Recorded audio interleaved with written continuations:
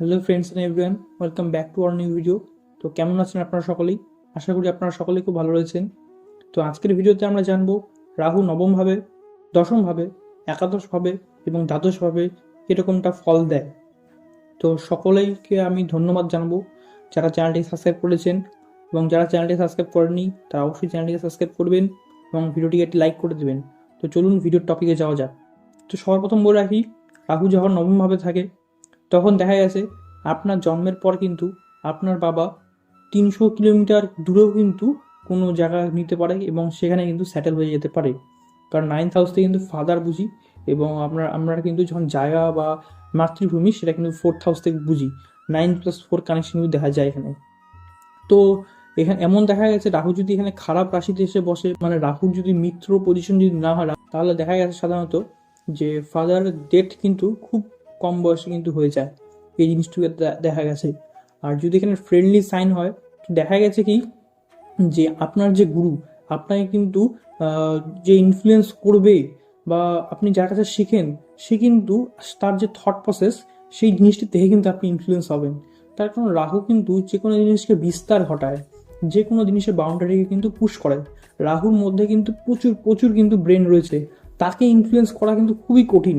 মানে তাকে ইনফ্লুয়েন্স করতে হবে, তার থেকেও বেশি জ্ঞানী লোককে আসতে হবে। তো এনারা এমন গুরু পাবেন কিংবা এমন গুরুর দ্বারা এনারা আকৃষ্ট হবেন যেই গুরুর থিঙ্কিং খুব হাই লেভেলের, এবং এনারা হাই লেভেল থিঙ্কিংকে এনারা কিন্তু রিকগনাইজ করবে।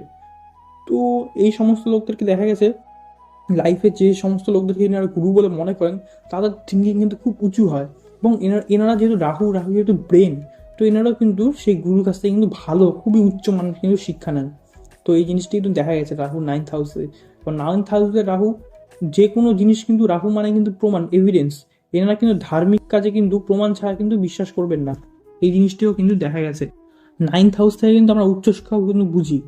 এবার এনারা যদি খুব হাই লেভেল স্টাডি করে, তো হাই লেভেল স্টাডি করে কিন্তু এনারা কিন্তু টিচিং প্রফেশনেও কিন্তু যেতে পারে, কারণ 9th হাউস থেকে কিন্তু আমরা টিচিংটাকে বুঝি। এবং রাহু কিন্তু সেই যে তার যে মধ্যে যে ব্রেন, সেটাই কিন্তু ইউটিলাইজ করে কিন্তু সে কিন্তু তার লার্নিংটাকে কিন্তু এগিয়ে নিয়ে যেতে পারবে। এটা কিন্তু দেখা যায় সাধারণত রাহু 9th হাউস থেকে। এবং 9th হাউস তাহলে তারা যদি বাইরে চলে যায়, যাদের 9th হাউস রয়েছে তারা কিন্তু প্রচুর সাকসেস হবে। যারা ঘর বাড়ির থেকে যদি একটু দূরে চলে যায়, তারা কিন্তু একটু প্রচুর সাকসেস কিন্তু ভাগ্যের কিন্তু উদয় হয়। এই জিনিসটি কিন্তু সাধারণত দেখা গেছে। এরপর বলে আসি রাহু দশমভাবে। তো দশমভাবে কিন্তু রাহু কিন্তু খুব ভালো ফল দেয়। কথায় একটা কথা ছিল যে রাহু যার দশম ঘরে, তার হাতে কিন্তু পুরো দুনিয়া। এটা কিন্তু একটা কথা ছিল, তার একটা কারণ রয়েছে। আপনাদের সকলকে একটা কথা বলি আমি, যে রাহু কিন্তু কলিযুগের রাজা। কলিযুগে কিন্তু রাহু, শনি, তারপরে বলতে পারেন বুধ, শুক্র, এই 4টি প্ল্যানেট কিন্তু প্রচুর প্রচুর কিন্তু প্রভাব রয়েছে এদের। তো কোথাও না কোথাও আপনি দেখতে পারবেন যে রাহু যখন 10th হাউসে চলে আসে, সে কিন্তু অথরিটিকে খুব ভালো চ্যালেঞ্জ করতে পারে, কিংবা সে কিন্তু অথরিটি বা যে পাওয়ারটা রয়েছে অথরিটি, সেই পাওয়ারটা কিন্তু নিজের হাতে নিতে চায় সবসময়।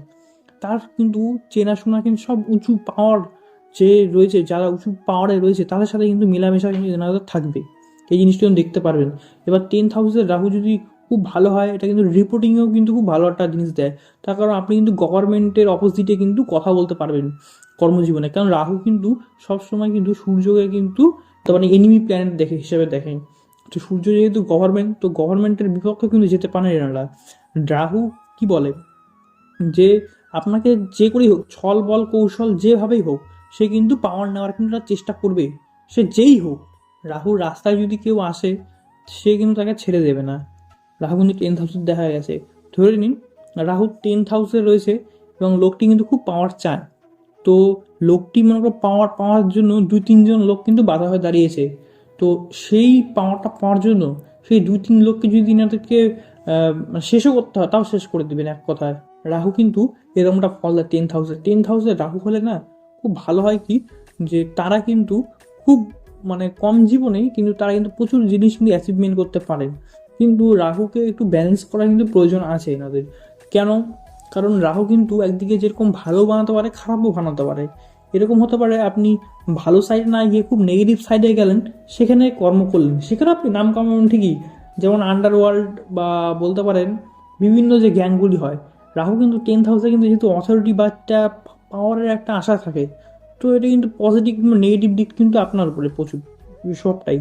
কেউ যদি নেগেটিভ দিকে যায় তো নেগেটিভ দিকে পাওয়ার পাবে, যে পজিটিভ হলে পজিটিভ দিকে পাওয়ার পাবে। এটা কিন্তু আপনি দেখতে পারবেন কিন্তু, যে রাহু কিন্তু যখন 10th হাউসে থাকে তখন কিন্তু এটা খুব ভালো একটা ফল দেয় সাধারণত। কিংবা পিতার সম্পত্তি, পিতার কাছ থেকে কিন্তু সম্পত্তিও কিন্তু খুব পাওয়া যায়। কারণ 9th হাউস থেকে আমরা পিতাকে দেখি, এবং পিতার 2nd হাউস মানে 10th হাউস থেকে কিন্তু খুব ভালো না, কিন্তু পিতার কাছ থেকে কিন্তু সম্পত্তিও পান 10th হাউসের রাহু। এই জিনিসটি কিন্তু দেখা গেছে। তারপর বলে রাখি 11th হাউসের রাহু। তো 11th হাউস মিনস আমাদের জানেন আপনারা সকলে ভোগবিলাস বা আপনাদের ইচ্ছা পূরণ, সোশ্যাল নেটওয়ার্ক বা ফ্রেন্ডস সার্কেল, এই জিনিস কিন্তু বোঝায়। রাহু কিন্তু যে কোনো জিনিসকে কিন্তু বাড়িয়ে দেয় বা বাউন্ডারিকে পুশ করে। রাহুর তখন হবে কি, 11th হাউসে থাকলে এনাদের কিন্তু যে কোনো জিনিস, যে ভাবনা চিন্তা বা এনাদের ইচ্ছা পূরণ প্রচুর কিন্তু হাই লেভেলের থাকবে। এনাদের সবসময় মনে হবে যে আমি যদি লাইফে কোনো কিছু করি খুব বড় একটা কিছু করব, কিংবা আমি যদি সাকসেস পাই, সেই সাকসেস আমি কখন পাবো। ধরুন এনাদের লাইফে এরকম হয় কি, আমি একটা রলস রয়েস কিনবো 2 কোটি, কিংবা আমার একটা ইচ্ছা আছে BMW নেওয়ার। তো এরকম বড় বড় যে জিনিসগুলি রয়েছে, তো ভোগ চাহিদাগুলো কিন্তু প্রচুর প্রচুর এনাদের কিন্তু বেশি, আর রাহু থাকে কিন্তু সেটাকে প্রচুর পরিমাণে বাড়িয়ে দেয়। এই জিনিসগুলো কিন্তু দেখা যায় 11th হাউসে কিন্তু দেখা গেছে। রাহু যখন থাকে তখন কিন্তু সোশ্যাল নেটওয়ার্ক বা ফ্রেন্ড সার্কেলে কিন্তু প্রচুর বড় হয়। এই জিনিসটা কিন্তু দেখা গেছে রাহু যখন 11th হাউসে থাকে। এই স্থানে কিন্তু রাহু কিন্তু খুব ভালো ফল দেয়। 3rd হাউস বলুন, 6th হাউস বলুন এবং 11th হাউস, এই ঘরগুলিতে কিন্তু রাহু কিন্তু খুব একটা ভালো ফল দেয়। এবং দেখা গেছে এই সময় এনারা যদি আপনি বলতে পারেন ইনভেস্টমেন্ট করতেন, ইনভেস্টমেন্ট মিনস আপনি ক্রিপ্টোকারেন্সি এরকম জিনিসগুলিতে যদি ইনভেস্টমেন্ট করেন তাহলে কিন্তু মোটামুটি কিন্তু ভালো ফল দেয় 11th হাউসে রাহু। আর এনাদেরকে যে কোনো জিনিস যদি রাহু যদি খারাপ পজিশন হয়ে গেল তখন কিন্তু হবে, কিন্তু এনাদের কিন্তু ভাবনা চিন্তা কিন্তু খুব বড় বড় আসবে যে এটা করবো সেটা করবো, কিন্তু এনারা কিন্তু সেই জিনিসটা কিন্তু এক্সিকিউট করতে পারবেন না খুব সহজে।